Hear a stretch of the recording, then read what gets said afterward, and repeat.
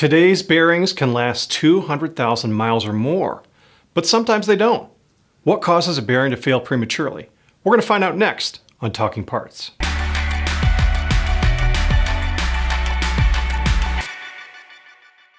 This video is sponsored by BCA Bearings, the #1 supplier of OE quality hub assemblies. Visit bcabearings.com for more information. There are a couple reasons why a bearing might not go the distance.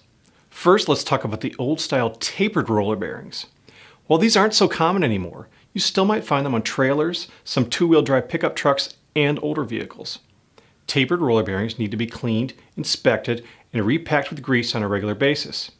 If they're not serviced regularly, or if they're not adjusted properly when they're serviced, the wheel bearings can wear out prematurely. However, most late model vehicles come with sealed bearings and hub assemblies, which are pre-greased and maintenance-free. While these newer generations of bearings can last the entire life of the vehicle, they'll fail prematurely if they're pushed beyond their design limits. An obvious example would be using your car for racing. The bearings in front-wheel drive passenger cars aren't designed to handle the severe cornering forces you'd encounter on a racetrack. In the real world, though, most people don't use the family vehicle for racing.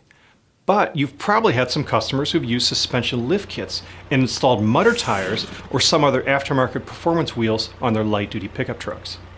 While this might look cool, it's a recipe for trouble because oversized tires place additional stress on bearings.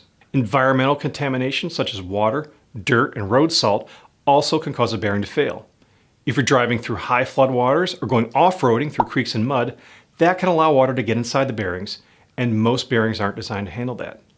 Driving in northern climates where there's a lot of road salt also can increase the risk of contamination and failure.